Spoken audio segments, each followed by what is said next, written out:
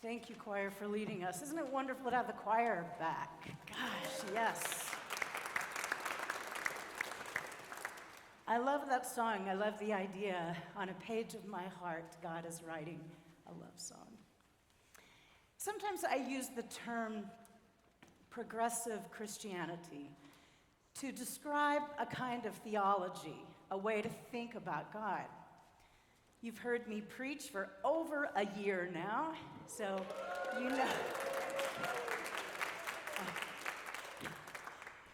So you know something about my theological assumptions and what I believe. Last week, we began a worship series inspired by 5 core values of progressive Christianity. They're printed in your bulletin. You might not realize that we started that series last week because we called it Just Peace Sunday.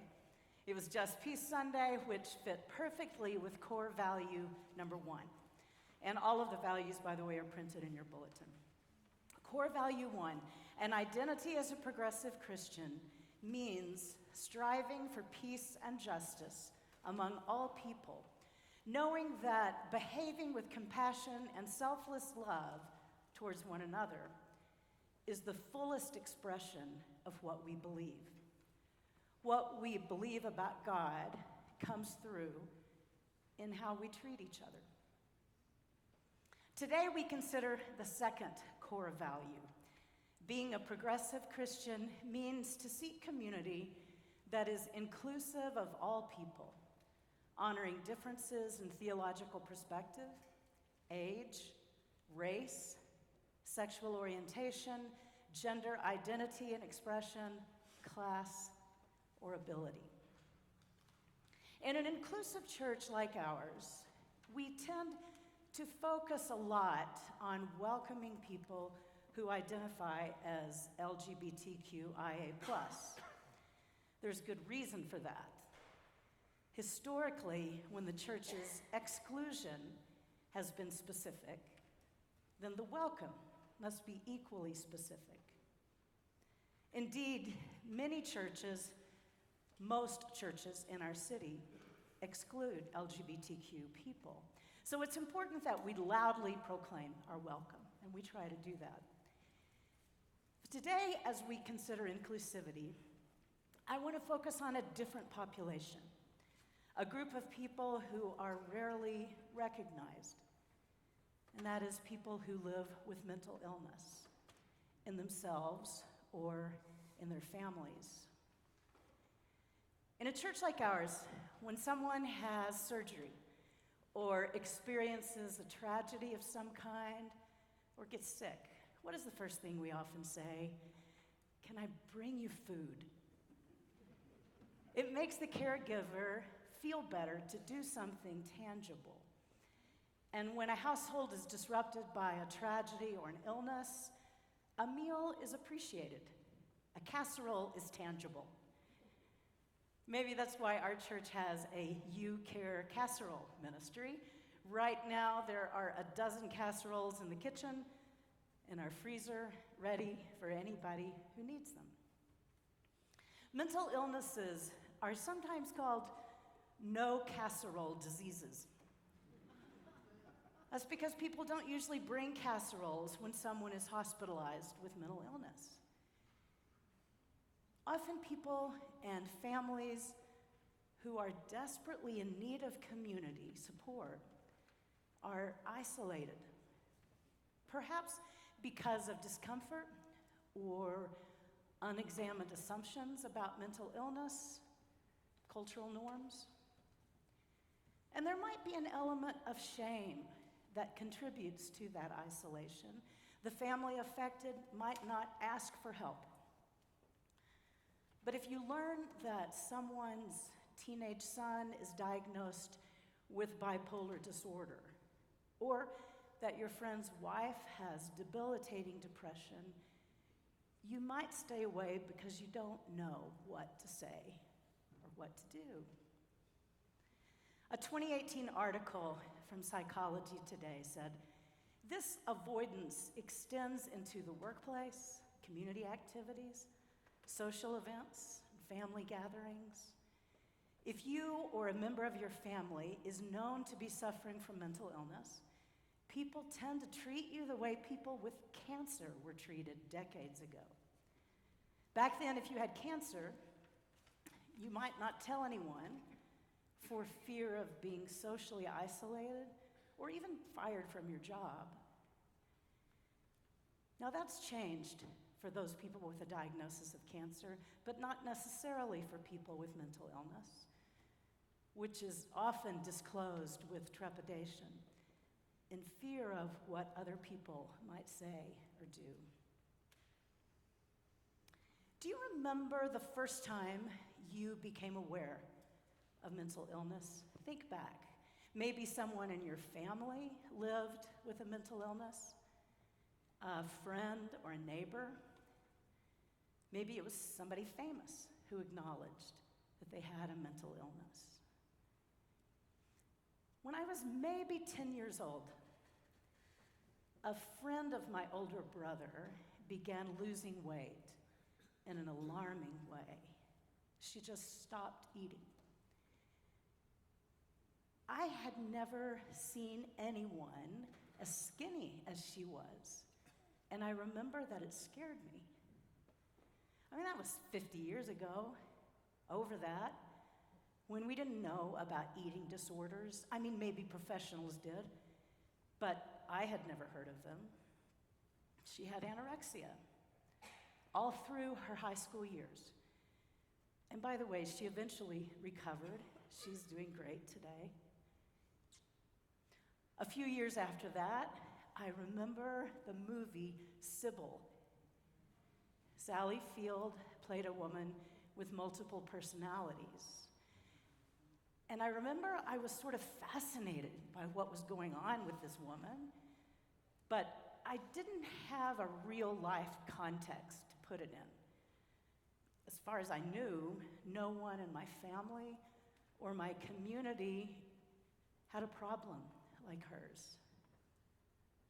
So mental illness was a sort of strange and exotic condition to me when I was young. Years later, PTSD contributed to my brother's premature death. Colin had been a Navy SEAL, and we're not sure what his experiences were because he wouldn't talk about them ever. Colin eventually turned to alcohol to mask his pain. He lived on the streets for a couple of years, and then he died by suicide when he was 46. You know, I think that many of us are unprepared for mental illness when we encounter it in ourselves, in the people we love, or in strangers that we barely know. The American Psychiatric Association says mental illnesses are health conditions involving changes in emotion, thinking, or behavior, or a combination of these. Mental illnesses can be associated with distress and or problems functioning in social, work, or family activities. Mental illness is nothing to be ashamed of.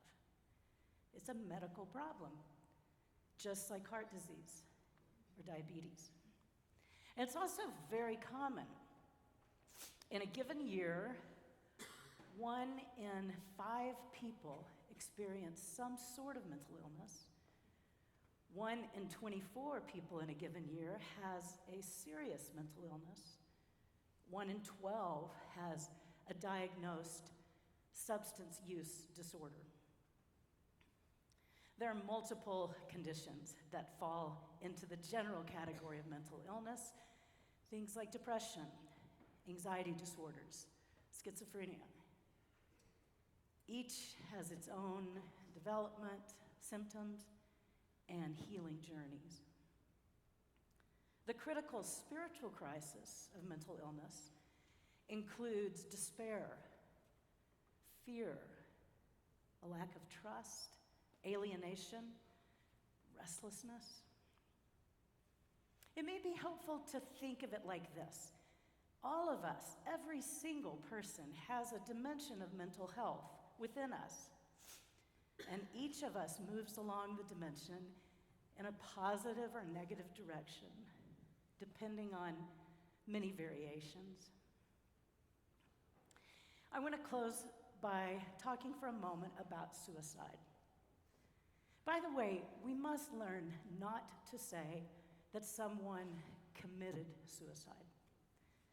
That phrase, committed suicide, harks back to a time and an era or a way of thinking in which suicide is considered a crime or a sin. We think about the times when we use that word, commit. Somebody commits adultery or commits murder. Somebody does something bad. Suicide happens when someone is in great pain. They're not committing a crime, nor is it a sin. The words we use are so very important. We always want to use person-first language and not identify a person solely by their mental illness. In the case of suicide, we need to define a person by their life and not the manner of death. And say something like this. My brother Colin was a great guy. He was. He loved his family. He loved football. Dallas Cowboys, like me.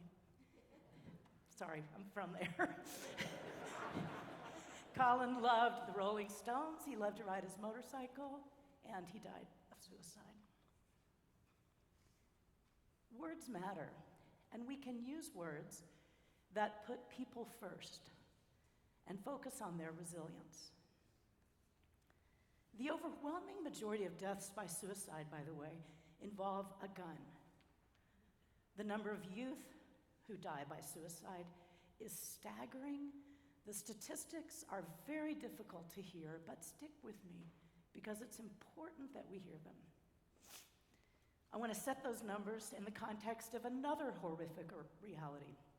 In 2021, about 60 people were killed in school shootings in the United States. There were 35 school shootings. Around 60 people were killed. Those numbers are hard to be exactly accurate. I'm not minimizing the horror of school shootings when I also tell you that many, many, many more teens died by suicide in that same year. About 2,800 teens died by suicide in 2021, in 1 year. 2,800 teens dead from suicide. School shootings get a lot of attention, and they should. They're prominent in the news, and they should be. I'm just drawing your attention to another grim reality. The numbers from 2021 show that every day, 8 youths die by suicide. Our county, El Paso County, leads the state of Colorado in death by suicide. Information from the El Paso County Suicide Prevention Collaborative projects what that looks like in a faith community. They estimate that in a congregation of 200 adults, 12 people are likely to be considering suicide on any given Sunday. In a youth group of 20 high school students, 3 of them are likely considering suicide. Let me ask you, what would churches look like if we paid as much attention to the mental health crisis among our youth as we do to the Christmas pageant, or balancing the budget, or what color of carpet should go in the fellowship hall? I'm not trying to shame any churches. I'm not speaking only of us, but I wonder, what would we do as a church if we placed a high priority on supporting youth? What would that look like? Sometimes we don't talk frankly about stats like this out of fear that talking about it will increase the likelihood that someone will try it, to try suicide. But that's not how it works. It's very important to talk about it. If someone is contemplating suicide, it helps to talk with them about their thoughts and feelings, to listen without judgment or arguing. And it's okay to ask, are you thinking about suicide? You can state it positively, not, you're not thinking about suicide, are you? Ask the question, are you thinking about suicide? It's a hard question to ask, but it's helpful to be direct in our question. Don't try to soften it. It's a hard reality that must be faced. Don't ask, are you thinking about hurting yourself? Because that might mean a lot of different things. Ask about their intent and access to lethal means. Validate how difficult and painful this is for them. Encourage them to seek support and escort them to access that help. Faith communities, we're critical sources of support during difficult times.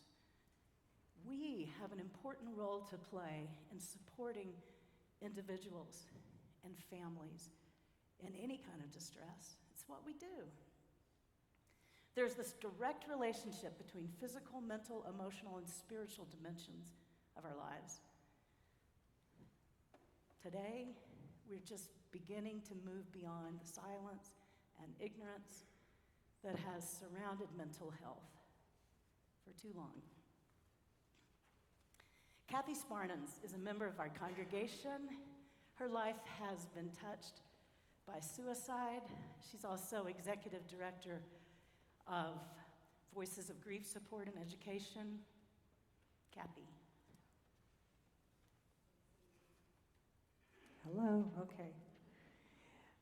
Thank you. Yes, so I am a part of the multifaceted grief ministry here at church as well.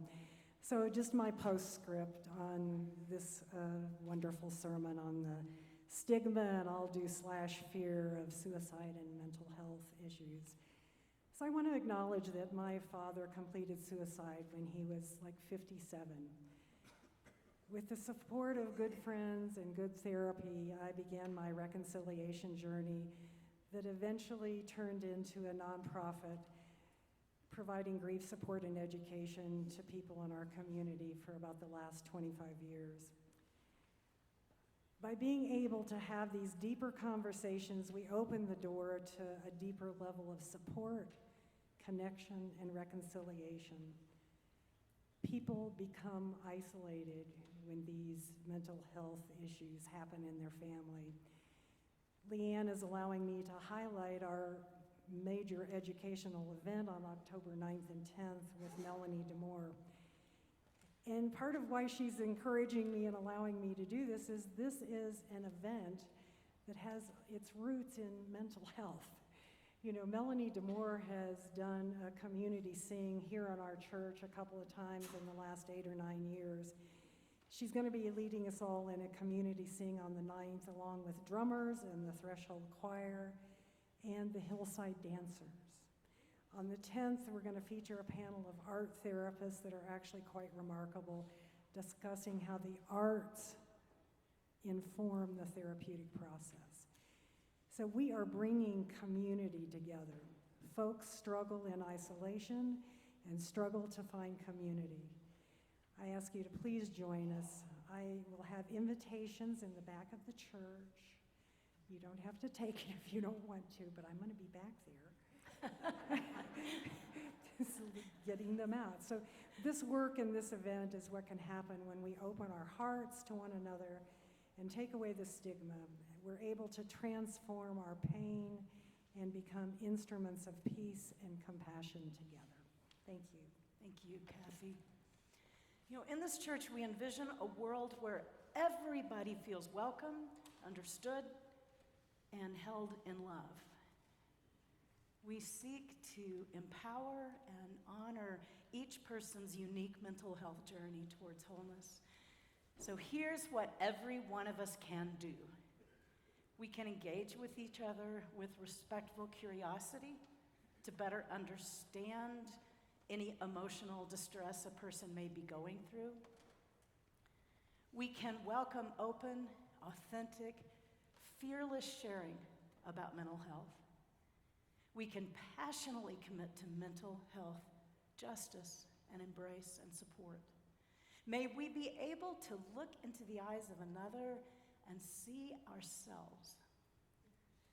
May we feel suffering and despair and know that transformation is possible. And may we understand that any of us is more than a diagnosis and that we are not alone.